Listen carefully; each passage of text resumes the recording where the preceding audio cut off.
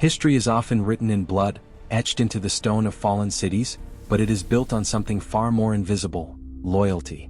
We look at the ruins of the past and see only dust, but 2,200 years ago, these stones echoed with the march of an army that defied the impossible. Most empires are held together by fear, by gold, or by the sharp edge of a sword. But 2,200 years ago, one man proved that there is a force more powerful than the might of Rome itself. In the magnificent city of Carthage, a jewel of the Mediterranean, a different kind of power was brewing. While the Roman wolf was sharpening its teeth, Carthage relied on its wealth and its vast trade networks. But wealth alone cannot buy the soul of a soldier. Imagine an army of 50,000 men. Look closely at their faces. They are not countrymen. They speak a cacophony of languages: the rough tongues of the Gauls, the fierce dialects of Iberia, the nomadic whispers of the Numidians, and the ancient Phoenician of the elite. They had no shared religion, no common home, and no reason to love one another. Yet for 15 years they would never break. What was the gravity that held these stars together? It began here, a 9-year-old boy named Hannibal, standing before the smoking altar of Baal, led by the iron grip of his father, Hannibal Barca. This was not just a military briefing, it was a soul-binding ritual. At this moment, Hannibal didn't just inherit a war.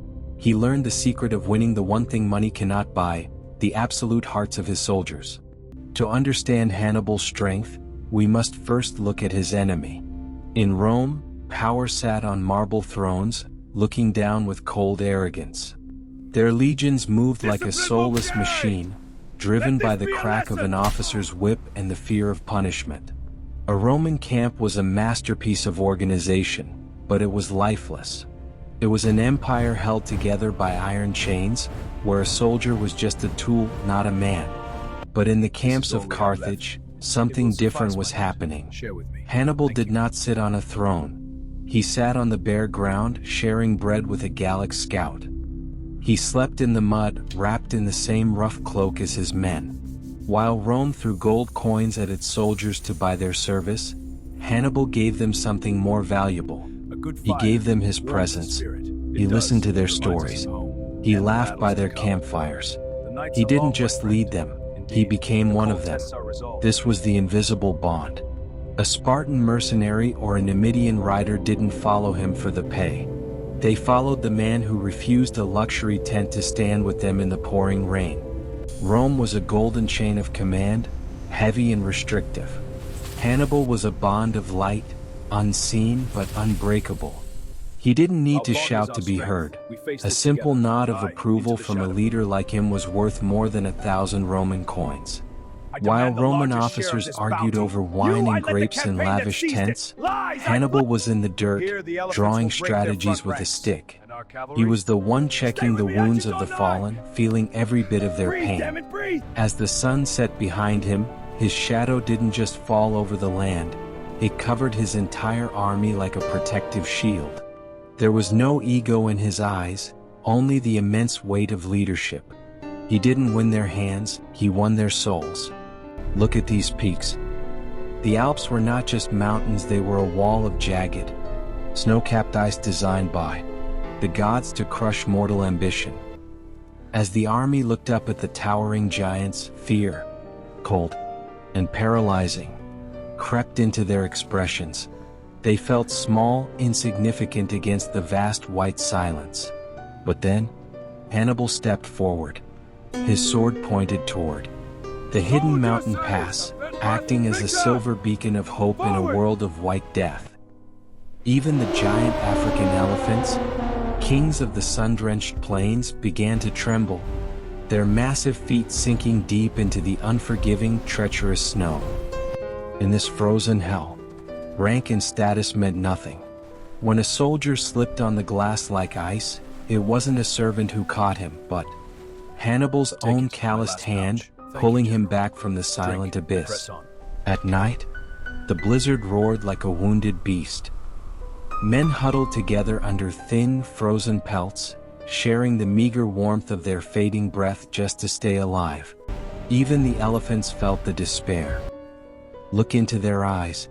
The lashes are frozen, reflecting a harsh mountain sun that gives no heat, only a blinding, icy glare of death. The journey was paved with the fallen. Horses tumbled into the mist, and brave men fell asleep in the snow, never to wake again. Hannibal moved among them, his armor covered in frost and dried blood, whispering words of fire into the ears of discouraged Gauls. And then, the triumph. Sunlight finally broke through the heavy clouds, illuminating the summit. Below them, like a dream of emeralds, lay the Po Valley. Half-starved, fierce but victorious, the soldiers cheered. They had conquered the impossible. But the mountain was not done with them yet. The cost of this crossing was written on Hannibal's own face. Amidst the filth and the freezing winds, an infection took hold of the great general. Look closely. One eye lost forever to the white hell. Now, covered by a dark patch, the permanent mark of his iron resolve. The descent was a chaotic battle against gravity and mountain tribes, who struck from the rocks like vultures. From above, the mighty army looked like a thin line of ants, conquering a sleeping giant. As they finally stepped onto the lush green grass of Italy, the Roman scouts watching from the hills were paralyzed in shock. Hannibal was no longer a myth. He was a reality. He was here. August 216 BC. On the dusty plains of Cannae, Rome brought its ultimate answer to the Carthaginian threat. A massive sea of red and gold, 80,000 Roman soldiers, the largest army the Republic had ever fielded. Facing them was Hannibal's thin, fragile-looking line. To the Roman consuls, victory seemed certain. They didn't see a genius. They saw a victim waiting to be crushed by a terrifying wall of shields and spears. The dust rose from the plains, blurring the sun as the ground shook under the Roman charge. Hannibal rode along his front line, not with fear but with a calm that chilled the soul. As the Roman meat grinders slammed into the center, Hannibal's men did something unexpected. They began to retreat. Slowly, step by step, the center buckled inward. The Romans pushed harder, sensing victory, unaware that they were walking directly into the jaws of a monster. Sparks flew from clashing bronze and blood splashed like rain. But the Romans were now packed too tight to even swing their swords. In that moment of suffocating chaos, the trap closed. Hannibal's Numidian cavalry circled the rear like vultures, and the Carthaginian wings folded inward. The hunters had become the prey. In the eyes of the Roman consuls, arrogance turned to pure, ice-cold panic.